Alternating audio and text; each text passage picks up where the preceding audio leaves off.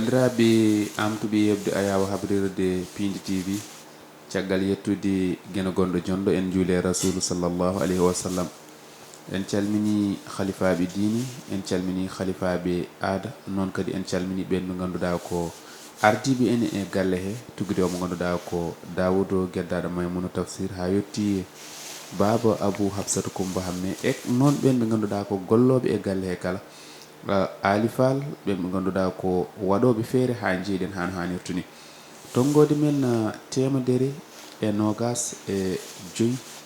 arti taw koye mbadi kuɓtudinde émission holmo woni an joni joni ñande foof kesam hesamago ina waɗa nde tawno ko ɗum wi émission holmo woni an hande hol gonɗo koɗo men ko joni joni o salmodira e yeɓoɓe ayawa habrude Piindi TV. Assalamu aleykum Mamoudou Ba. Assalamu aleykum Bamodi.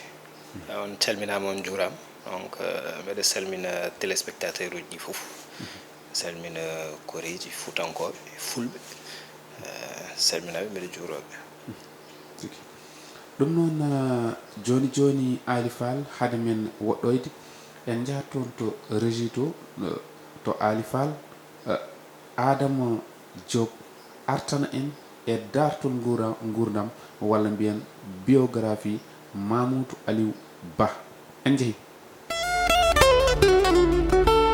bandiraɓe musidɓe tedduɓe émission mon holmbo woni an bismi hande ko mo ganduɗa wiyete ko Mamoudou Aliou Ba ko analyste financier mo haqqille mum fedditi to banggue financement structuré. Kanko Mamoudou noon omo yoɓiri ɗum ko ganduɗa wiyete MBA to banggue finance ina wonde e seedan faagu e ko ganduɗa woni partenariat public privé e nder bureau of international information programs use department of state guila hitande ujunnaji ɗiɗi e sappo e jeetati ko kanko ardi oɗon division des études et projets à l'agence nationale de l'aménagement du territoire woni ANAT e nder on nokku noon o yuɓini hen gueɗe kewɗe kono hade nden o liggima e ko ganduɗa wiyete ko African Islamic Finance Group kono kadi kanko mo ganduɗa kay ko Yetto Ba omo dilla e nder oɗon mouvement biteɗo toro actif mo Allah ardinimo mo ganduɗa kay sosa ko gila hitande ujunnaje ɗiɗi e sappo e jeenayyi toon to nder reedu Fouta e nder falde Podor. On mouvement non hande ina rendini ko ɓuuri ujunnaje ɗiɗi neɗɗo. bandiraɓe musidɓe tedduɓe Pulaar ne heewi wiide ko fayi e ngaari ko fof hejjata e barme nden noon ko ɗum min jubbanno on seeɗa e alhaali o gorko pullo.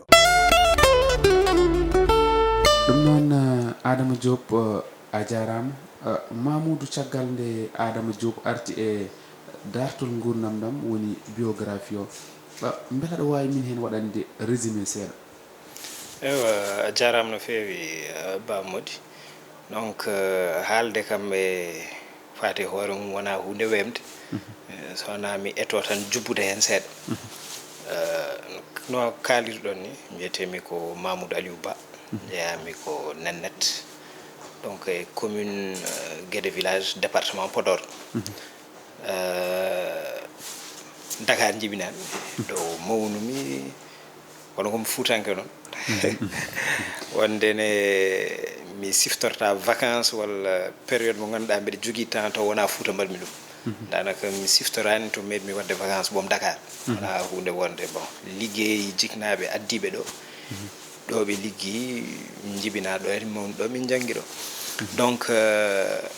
mawnumi no kalimi ni tan ko Dakar janggumi ko collège Sacré Cœur Allah walli mi kemmi bac to machallah donc collège Sacré Cœur ɓurmi ɓoyde dañmi bac machallah dañmi ko diplôme master en analyse financière kala ko fati e financement structuré projet ji privé ji et projet ji état ji donc ce sont des projets ɗi ganduɗa c'est beaucoup plus accessible aux états e projet ji ɗi ganduɗa koko fati e entreprise uji walla privé ji donc Allah waɗi noon ha joni kay ɗum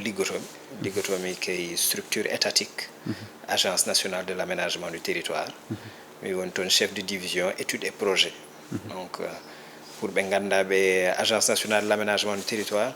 ko kamɓe ndesda ko fati e plan national d'aménagement et de développement territorial mo président de la république waɗi validé en 2020 le 24 janvier 2020 waɗi ɗum validé kañum hannde kala ko faati e aménagement du territoire e kala ko faati e des projets de développement territorial nen waɗa e nden ɗon deftere Allah walli kam mbeɗa jeeya e baɗɓe ɗum élaboré binduɓe ɗum donc ko vision globale ko faati vraiment e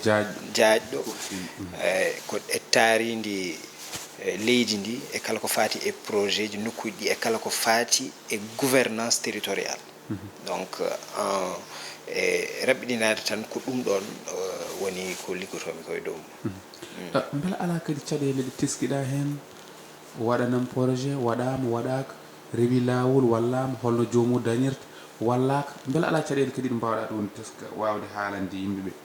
eyyi ko faati no kalirɗa ni caɗele kam ko faati e projet de développement ji ne heewi addi ɗum ko adi fof ko organisation yimɓeɓe hande won jiɗoɓe wadde capté financement probléme mabɓe wonata wona saaha haalis o kono haalis o ko holton natata ƴetten yeru tan to nokkuji men to so yimɓe puɗɗima liggade keewi wadde créé ko GIE ji GIE noon ko faati e financement projet ji ne waɗi compliqué neɗɗo heɓa ɗum pourquoi parce que groupement d' intérêt économique famminde tan rapidement koko ngannduɗaa koko wallitta yimɓe e soodde huunde walla jogaade accès e huunde e coggu ɓurɗo famɗude mi tottira yeru hannde ko elle tan éleveur uji jiiɗa soodde aliment de bétail sac ne jara 10 000 au lieu que éleveur fof ne soodoye sakuji 5 walla sakuji 10 ɓe nanodira ɓe mbiya amin jogii GIE éleveur commande uji men enen fof sen ndendi wonata ko ujunnaji 3 sac natti wonde kaari heeɓi 5 walla kaari ƴettoyi 10 nden jehen usine cooden to wonno 10 000 jeyirɗa ɗum 9 000 ko pour joude e prix ji ɗi wona ko ngannduɗa ne ƴette pour heɓoyde haalis e liggoraji ɗum ɗon noon so banque uji ɗi noon ne jaɓa wadde ɗum pour wallodirde e yimɓe kono ala sécurité pour banque par ce que yimɓe il faut paama kadi ko banque haalis mo totanma ko haalis ɓe yimɓe mofti wone tottudema donc ɗum ɗon c'est très difficile ɗum noon kala nokku mo jiiɗa organisation ne namdi organisation juɓɓudi hande ko faati e nokkuji men coopérative ne joua ne moƴƴi entreprise uji ɓurɗi mawnude ɗi jeeyeteɗi gummotoɗe caggal leydi walla goɗɗum ko coopérative uji mi yiɗa tottirde inde kono won supermarché ji mawɗi gonɗi ɗo yimɓe ne mbiya ko entreprise uji mawɗi tubakoɓe kono ɗum ko coopérative uji par ce que ko agriculteur uji ɗi jeeyata jaaha ha mbaɗa ɗum créé par ce que hande ƴetten yeru commune mo ngannduɗa ne waɗi village uji 10 village fof ne waɗi galleji 5 galle fof village fof ne wawi wonde coopérative wawi wonde coopérative coopérative uji fof ndenta e commune o wona coopérative goto mawɗo taw aɓe nganndi ko naggam ɓe jogii e leydi ɗum ɗon noon weɓnat boom structure uji ɗi état waɗi mettre en place pour garantie ji wiya ahan minen amin jogii interlocuteur mawɗo projet o ne leeri te amin janana so ɓe mbaɗi produire ɗum ma soode par ce que hannde coopérative mawɗo peewndo maaro taw agriculteur uji e éleveur uji fof nen heen pour état walla pour structure waɗa ɗum financé ko hunde weɓde par ce que ma anndu éleveur gaynako e hoore mum ma sood e ɗin aliment ji sabu kañum e hoore mum ko heen jeeya ko wiyete ko saha une structure financière par des agriculteurs et pour les agriculteurs neɗɗo ne wawi waɗande hunde pour hoore mum e pour renndo ngo kon wiide tan ko haalis walla ko waɗata permettre yimɓe ne mbaɗa projet ji ne woodi mi wiyani kadi accès o ko hunde wemde kono organisation batteɗo pour haalis o heɓe muusi ko ɗum woni ko wona ko feewi tigi ɗon famnima nde tawno ko en mematɗa tan memeɗɗa seeɗa kono yimɓeɓe mbeɗa faami tigui ɗi ɓe paami ko kalɗa ko jaten koye ko ɓooyani ko min ndiyam haddi Fouta hani Elhaj Baba Mal elle won dille kewno toon ɓe mbiya toora actif walla toora no heeɓi ganda so tawi noon pirdami ɗum e Pulaar beele aɗa wawi min hen artande holno ɗum fuɗɗori eyyi jaram no kalirɗa ni toro actif ko fedde nde ganduɗa min puɗɗinoma hen miijade jeune étudiant ji gonɗi ɗo ete gonɓe Fouta e foof miijo hen guila 2019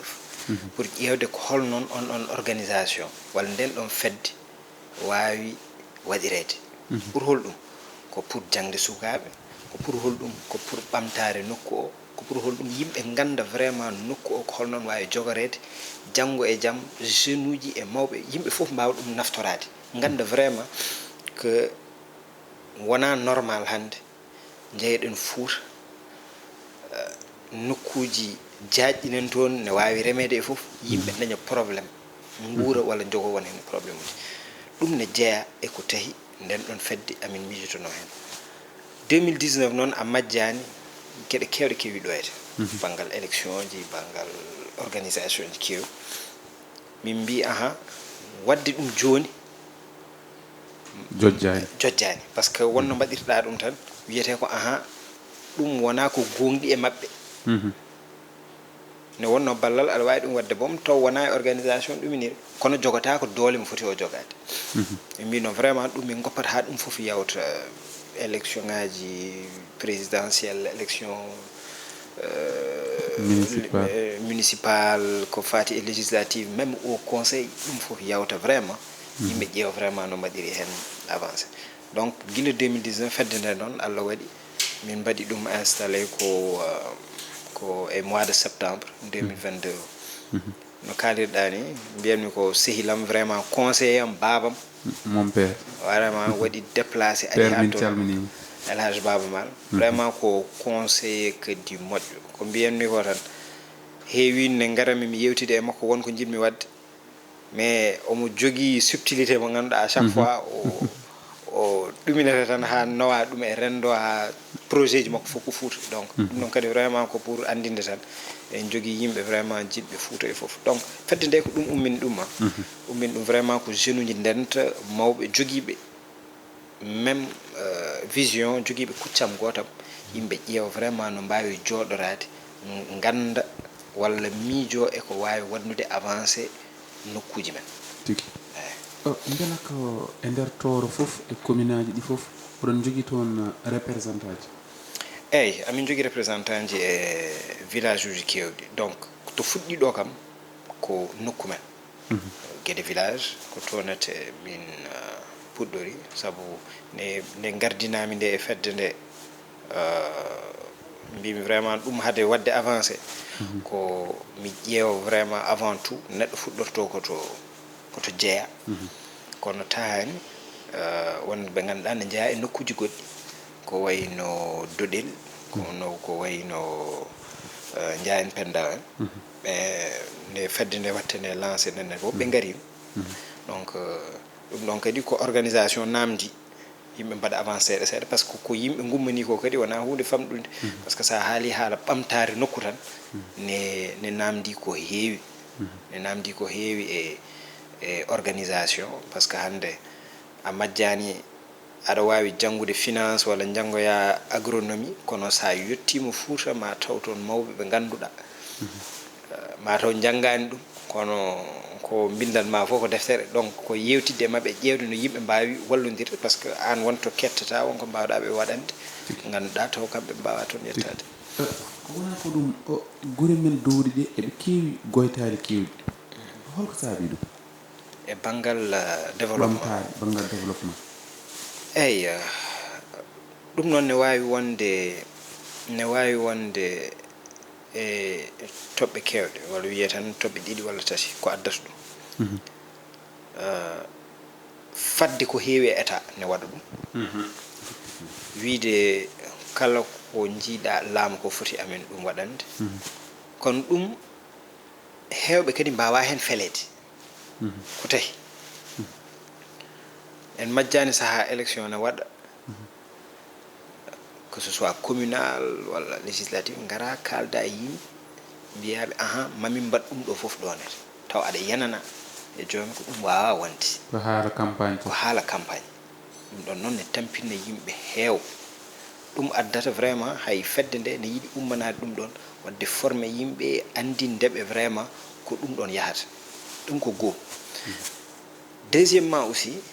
ko wona haalde ɗum ne weeɓi kono ko réalité aussi yimɓe ganda valeur mato ko jogui ko Fouta cikkumi ne jeeya e nokkuji pamɗuɗi e Sénégal walla biye walla bomi wiye Afrique de l'Ouest mo ganduɗa ne jogui leydi ne jogui ndiyam ɗum ɗon kadi koye hunde nde ganduɗa yimɓe ne poti ɗum wawde wadde exploité wadde ɗum exploité e holon banggal wadde ɗum exploité e banggal coopérative uji ɗum ɗoji daari yimɓe ƴeewno mbaɗiri organisé ɗum ɗon fof ɗum ɗon noon ko hunde bande important ganduɗa yimɓe ne poti ɗum wawde wadde la troisiéme chose woni holɗum nokkuji men gonɗi e dowri ndi kamɓe relation mo ɓuri jogodade très souvent ko service décentralisé de l'état et service déconcentré état kala koɓe cohli très souvent mbiyata ko hakkude sous préfet a majjani Fouta ko hakkude sous préfet tan e hakkude maire te ɗum ne kadi gasata woni holɗum hande sa faadi e maire adda tali ha e nokku ma hay so tawi maire o ne jogui milliard uji so wi ne adda tali ha e nokku ma ko punti a wonti woni holɗum par ce que ɗum ɗon ko c'est une chose mo ganduɗa c'est dévolu à l'état central direction des routes ne woodi ɓen mbawi wiide lawol ko ɗo rewata hande mbaɗo no denɗam wawa jogade milliard uji yeeye nayyi mum tan jogo hen haalis wiye komi ƴetto tali tan mi umminto ɗum nokku mani tan mi adda ɗum ha wuuro wona noon yarata donc politique d' aménagement koko woodi ɗum ɗon ko état jogui ɗum ne moƴƴi kadi sa woni e nokku ganda holɗum woni relation ma hakkude service décentralisé de l'état et service déconcentré de l'état ɗum ɗon kadi ne moƴƴi ne wallita neɗɗo kala probléme mo jogoɗa walla wonko poweteɗa ganda ahan ɗum ɗo ko lawol walla ɗum ɗo wona lawol par ce que hande service décentralisé de l'état ko holɗum ko conseil départemental e commune uji ɗi service déconcentré état ko hakkude gouverneur préfet sous préfet wonko ganduɗa yimɓe kewani ɗum haalde hay chef de village kay service déconcentré jeeya par ce que hande chef de village wonani e jimadi un maire par exemple wawa wonde hande ha joni koye caɗele dowri ndi komo fonno mum yaari e wallude yimɓe e wadde ɗaɓɓale e ko way noon hewɓe ina e commune aji ɗi guure dowri ɗi jeeɗa ƴettude ka haalisaji banque ɗum sattira ɗumen ɗum holko waɗata ɗum eyyi ɗum ɗon noon ko ɓuuri hen ko hewde ɓaadi ko hen liggotomi e projet de développement ji ko ɓurata ɗum hewde addude ko manque de préparation par ce que hande a wawa arde kalɗen ko e structure financière saaha ardani e garantie ji ne woodi mais wona forcément garantie tahata neɗɗo lumma hande état o ne jogui ko wiyete fonds de garantie des investissements prioritaires donc pour wallude jogiiɓe projet ji mbaɗe garantie ɓen totte kono hande sa ari mbiya jiɗmi wadde ko 2 hectares maaro walla 3 hectares maaro yalluɓe haalis ɗum ɗo so projet o yahani no joɓirta ɗum ne ko probléme te projet kadi aɗa ara neɗɗo goto kadi wona hunde fewde ɗum woni ko kalanɗen ko jogade coopérative dariɗo ine moƴƴi won mécanisme uji gonɗi caggal ɗi ganduɗa ɓurata tahte luɓomo o haalis walla structure financiére walla banque o ɓurma hoolade woni holɗum hande assurance agricole ne woodi hande assurance jaaduɗo e garantie e business plan leerɗo mbiya ko ɗum jinmi wadde ko mbeɗe miiji ɗum yeeyoyde nokku mani e mani ɗum ɓurata webde structure financiére lumma kono manque d' organisation on ɗon ko addi ko fof ɗum woni probléme ko tahata structure financiére uji ɗi ne mbasa wawde lubde hay soɓe luuɓi kadi ɗum kam ko hunde wonde taux d' intérêt ji ɗi ne foori par ce que hande sa fawama taux d' intérêt 15% walla 13% est ce que an hande ko liggo ko ndemɗa ko walla ko jeyɗa ko est ce que aɗa jogui hen bénéfice poɗɗo noon ɗum ne kadi ko probléme ko wona ko ɗum sukaɓeɓe noon kadi hande ha joni tan ko toon ko fonnuma eɗen jogui caɗele gollade ko formation mbo poti o wadde heblo no potini heblorede woni ko wayani fotini waade walla holko waɗi ɗum eyyi ko adi ko fof kam formation ne jeeya hen par ce que hande won formation ɗi ganduɗa aduna on no wone yaarude ni ko formation ɗi ganduɗa ɓurata wadde adapté e ko yimɓe liggoto hande amma jani hande ko technologie ne waɗi avancé hande neɗɗo ne wona e galle mum ne liggo ne heɓa salaire mum taw bougani ɗum ɗon ne jeeya hen gollade e nokkuji men kay ne saɗi seeɗa saɗa waɗi won hen e formation ngaji par ce que ne wiye kala territoire mo jiiɗa ne jogui orientation économique mum wona jogui orientation du point de vue du développement stratégie de développement e Fouta par exemple wawa jeeyede walla wawa jiidude e même stratégie de développement mo Thiès wawa wonde enen stratégie de développement men ɓuuri foti ɓurde yaarude ko banggal ndema awa e gaynaka ɗum ɗon noon alay saago peut être électricité naata hen infrastructure de base naata hen kono kam formation o ɓuuri wonde probléme par ce que hande sa wi aɗa waɗa formé e banggal ingénieur électricité par exemple sa wi aɗa liggoyo Fouta ne muusi par ce que nokku gollirde ala tonete ɗum ko deuxième point troisièmement kadi wasde jogade liggey tan mbiya aɗa waɗoy créé hunde pour hebde liggey saha wona solution mi waɗa expliqué par ce que jogade liggey hoore mum ala ko ɓuri ɗum musde kala homme d'affaires mo namdiɗa walla chef d' entreprise ne wawi ɗum haalde par ce que puusata yimɓe saha waɗoyde créé gueɗe mumen ko wiide mi ronki hebde liggey hande kam joni mi waɗete créé gueɗam ne moƴƴi ne wawi marchude kono ne muusi jiidani e joɗɗa lewru aɗa yoɓe kono kadi uddidde entreprise ko kañum wannata avancé nokkuji men kono oto ya an tan hande won projet ɗi ganduɗa yimɓe ne mbawi ɗum waddude mbeɗe heewi tuttude on ɗon exemple hande wona lawol e nokku men Fouta surtout e département Podor eko statistique uji ɗi jaltini ko toon woni zone ɓurɗo heewde cheptel e Sénégal ala goto usine minoterie pewndow aliment de bétail wona lawol aliment de bétail ummorto en ko Dakar te aliment de bétail on ɗon ne foti wawde udditede ɗon taw wona yimɓe woɓɓe ngari guddita ɗum par ce que hande hakkude agriculteur uji e éleveur uji so nanodiri e privé ji jeeyaɓe on ɗon nokku ne mbawi udditde usine ɗum banque uji ne mbawi ɗum wadde financé par ce que aɓe gandi leydi nan ɗon so yimɓe ndemi makka pour usine o te éleveur uji ɗi kamɓe hoore maɓɓe koɓe actionnaire e usine o banque luɓat par ce que wiyata so remama kadi kay usine o fewnoto te ɓe maɓe cood aliment bétail o ɗum ɗon FONGIP waɗat ɗum garantir ɗum banque ma luɓe te ko organisation te éleveur kadi ma heppu sodede toon aliment bétail ne andi ko hen jeeya agriculteur o kañum ne gueɗe ɗe ɓurata webde e mum saabu ne andi usine o ma ƴettu ɗum donc c'est ko écosystème mo ganduɗa yimɓe foof ne mbawi hen hebde te département ma hoore mum ne wawi ɗum hebde ne heɓata hen hunde par ce que fiscalité mum hande ala commune e nokkuji men mo ganduɗa juutiji walla ɗum ɗon ne wawi ɗum gurnude wodani bala kadi FONGIP ina jogui ina dari darnel foti nde darade hakkude mum e population kadi eyyi ɗum ɗon kadi ko ne namdi vulgarisation no fewi ne namdi vulgarisation ne namdi communication mo ganduɗa ko dariɗo e famminde yimɓeɓe no ɓuriri wadde simple ko holɗum woni gartam mumen e soɓe mbaɗi organisé no fewi par ce que wiide amin jogui tan fonds de garantie pour wawde wadde accompagné yimɓe taw a haalnani ɓe kadi caggal ɗum ɗon foof ko holnon wawata eko kalɗa ko foof rôle FONGIP arti e holɗum FONGIP ko fonds de garantie des investissements prioritaires woni holɗum hande yimɓe jogoto projet kamɓe wonata rôle mabɓe ko wiide aɗa yiiɗi banque lumma haalis kono minen amin mbawi ɗum wadde garantir donc kamɓe mbaɗata garantir neɗɗo to hakkude ma e o eyyi kamɓe mbaɗata garantir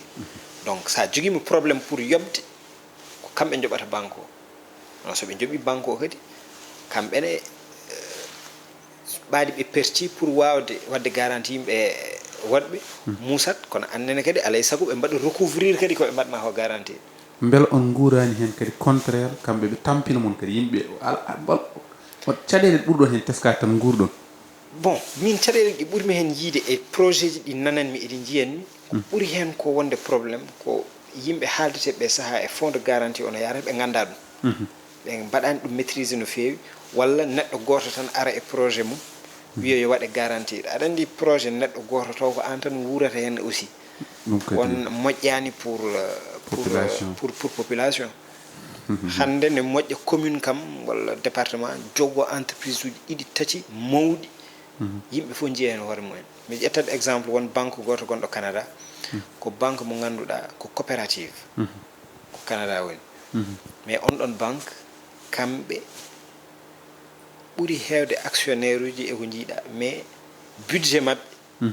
ɓe jii haɓe tolnima to ganduɗa budget mabɓe ne ɓuura budget ji won hen e état ji gonɗi ɗo te ko coopérative ndemowo o ne jogui hen commerçant o ne jogui hen action ngaji etc par ce que a addi 100 francs ma goɗɗo addi 1000 francs goɗɗo ari addi mbuuɗu ko ɗum waɗata économie o ummata ko wona ko ɗum hojomaji men natti woɗɗude no feewi beela aɗa waɗa politique dawrugol bon actuellement kam ko fati e fedde amin nde c'est beaucoup plus organisation mo ganduɗa ko wallude yimɓe walla wallodirde e yimɓe ko fati e formation ngaji ko fati e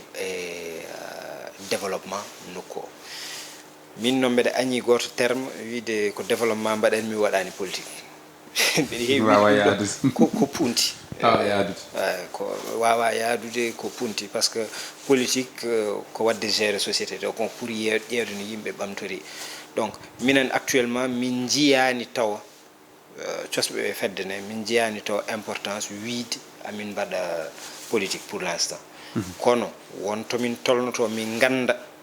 ko ɗum ɗo alay sago stratégie de développement momin jiiɗi o wadde alay sago peut être politique jilla hen pas politique politicienne pour yiilade to neɗɗo liggoto walla hunde par ce que Allah rokki amin sutura vraiment tomin liggotoɗo hay so tawi duuɓi ɗi